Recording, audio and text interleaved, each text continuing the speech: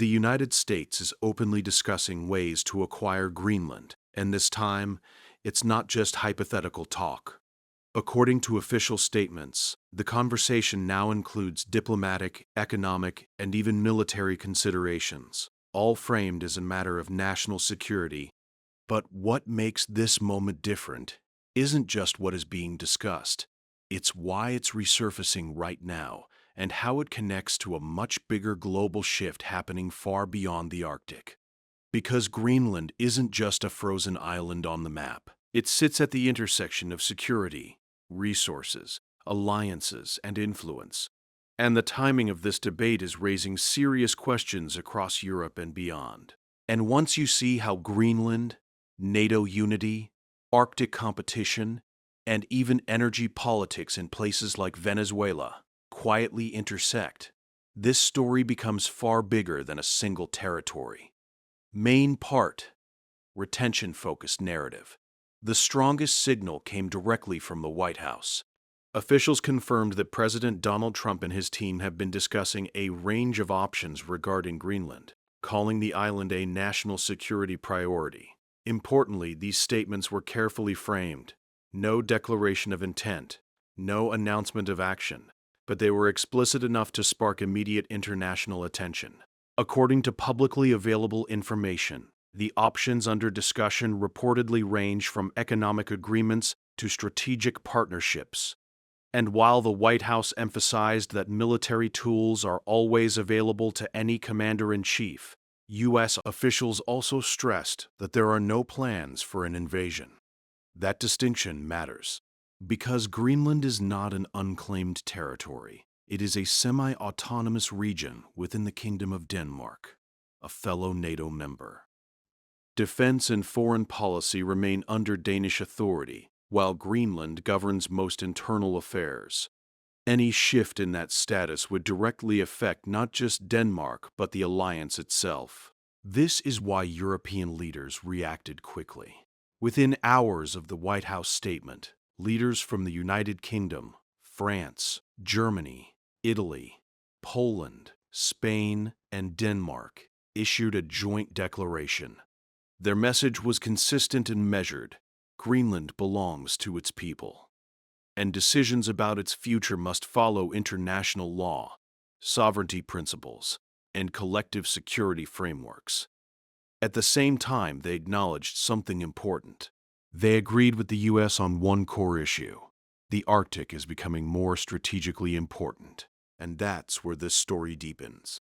As ice melts, previously inaccessible routes and resources are becoming viable. Rare earth minerals, new shipping lanes, and military positioning have all turned the Arctic into a zone of growing interest, not only for NATO members, but also for Russia and China. From Washington's perspective, Greenland's location matters because it sits between North America and Europe. It already hosts a U.S. military base. And according to American officials, activity by rival powers in the region has increased, something the U.S., Denmark, and NATO publicly acknowledge as a shared concern. But while governments debate strategy, people on the ground experience the conversation very differently. Greenland's population is just over 57,000. Many residents support eventual independence from Denmark, but opinion polls consistently show strong opposition to becoming part of the United States. Some Greenlanders have expressed fear and frustration, saying the discussion feels like powerful countries talking about them rather than with them. Others view the situation through a historical lens, arguing that their daily challenges, from economic pressure to environmental change, matter more than which flag flies over the island. And this is where another layer quietly enters the picture. Because this renewed focus on Greenland didn't emerge in isolation, it followed a period in which the United States took increasingly assertive actions on the global stage, including energy-related moves tied to Venezuela. According to official statements, the U.S. plans to market Venezuelan oil indefinitely, with proceeds held under U.S. control and intended to benefit the Venezuelan people. That decision reflects a broader pattern. using economic leverage, strategic resources, and international systems to shape outcomes without framing them as traditional conflicts. And when you zoom out, Greenland fits that same pattern. Not as a target, but as a strategic node. A territory where security, energy, trade routes, alliances, and long-term influence quietly converge, which raises a critical question. If Greenland is about security, whose security is really being prioritized? And how do alliances survive when national interests start pulling in different directions? To understand why Greenland keeps returning to the center of global discussion, it helps to look backward, briefly and carefully. This isn't the first time the idea has been raised. During his first presidential term, Donald Trump openly described Greenland as a potential strategic acquisition, framing it as a long-term investment rather than an immediate political move. At the time, the idea was largely dismissed as unrealistic. But what changed since then isn't the island. It's the world around it. According to defense and security analysts, the Arctic has shifted from a peripheral region to a central strategic corridor. Military planners increasingly view it as a space where early warning systems, satellite coverage, and rapid deployment routes intersect. In that context, Greenland's geography becomes less symbolic and more practical. That's why U.S. officials have been careful with their language. Secretary of State Marco Rubio reportedly told lawmakers in a classified briefing that the administration does not plan to invade Greenland. Instead, discussions have reportedly included peaceful mechanisms such as purchase proposals or long-term strategic agreements, including models similar to compacts of free association used elsewhere in the world. These arrangements, according to publicly available examples, typically involve security guarantees in exchange for economic support and local autonomy. They are complex, slow, and politically sensitive, especially when applied to a territory tied to a NATO ally, which explains Denmark's reaction. Danish leaders have emphasized that Greenland's legal status is not ambiguous. Any changes, they argue, must come through dialogue, consent, and international frameworks. Denmark's foreign minister even suggested that recent statements may reflect misunderstandings rather than formal policy. Misunderstandings that he believes direct diplomacy could resolve. Still, rhetoric matters. When senior U.S. figures publicly describe Greenland as something America needs, it creates ripple effects, not only in Copenhagen, but across NATO capitals. Alliances rely on predictability, and even hypothetical scenarios can test trust if they appear to blur established norms. And yet, from Washington's point of view, the argument is framed less as expansion and more as prevention. Officials have repeatedly pointed to increased activity by rival powers in the Arctic. Russia has expanded its northern military infrastructure. China has described itself as a near-Arctic state and invested in polar research and logistics. None of this violates international law, but together it signals long-term competition. Greenland, in that picture, is not the prize. It's the position. But for many Greenlanders, the global chessboard feels distant. Interviews with residents reveal a spectrum of reactions, from fear to skepticism to indifference. Some worry about being treated as a strategic asset rather than a people. Others argue that real issues, climate change, livelihoods, cultural preservation, receive far less attention than geopolitical speculation.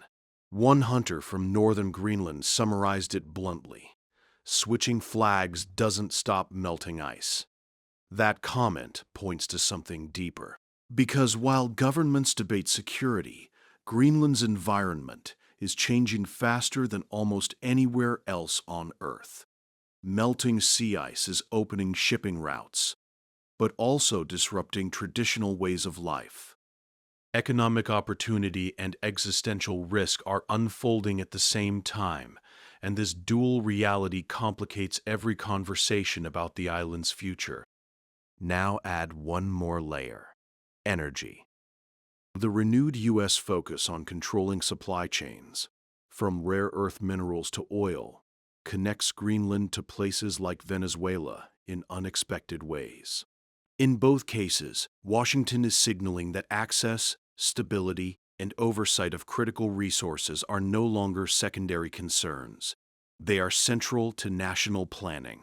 That doesn't mean the situations are identical, but the logic rhymes. Secure the inputs, stabilize the routes, reduce reliance on rivals. Viewed through that lens, Greenland isn't an isolated idea. It's part of a wider strategy that blends economics, diplomacy, and defense, all while staying within publicly stated legal and institutional boundaries. The unresolved question is whether allies see that strategy the same way. Because when security priorities diverge, even shared values can come under quiet strain. And that brings us to the moment we're in now. Greenland hasn't changed hands. No agreements have been announced. No decisions have been finalized. But the conversation itself has already shifted something important. It's made the Arctic impossible to ignore. When you strip away the headlines, the statements, and the speculation, one thing becomes clear. This isn't a story about borders changing overnight. It's a story about how power, security, and influence are being redefined in slow, deliberate ways. Greenland remains where it has always been, geographically and legally. Its people continue to shape their own internal future. Denmark retains responsibility for defense and foreign policy. NATO remains intact. None of that has formally changed. What has changed is the global context. The Arctic is no longer treated as a distant frontier. It's becoming a central corridor for security planning, energy access, and long-term competition between major powers. In that environment, even hypothetical discussions carry weight, because they reveal how governments are thinking years ahead, not weeks. For the United States, Greenland represents geography, early warning capability, and strategic depth. For Europe, it represents sovereignty, alliance trust, and legal order. For Greenlanders themselves, it represents identity, autonomy, and survival in a rapidly changing climate. Those perspectives don't cancel each other out, but they don't always align, and that tension is likely to grow. Not through dramatic announcements or sudden actions, but through negotiations, policy shifts, and quiet recalculations, through economic offers instead of ultimatums, through diplomacy that happens behind closed doors rather than on maps shared online. The question going forward isn't whether Greenland will change hands. It's whether the rules governing influence, security, and consent can adapt to a world where strategic regions are becoming more valuable and more vulnerable at the same time. In the next part of this story, the focus shifts even wider. How energy control, Arctic access, and alliance politics are increasingly linked, and why decisions made far from the ice may ultimately shape what happens on it. If you want to understand where this is heading, the next video breaks down the strategic trade-offs now forming behind the scenes, and why they matter long after the headlines move on. Because in today's world, the most important shifts rarely look dramatic at first. They look like conversations.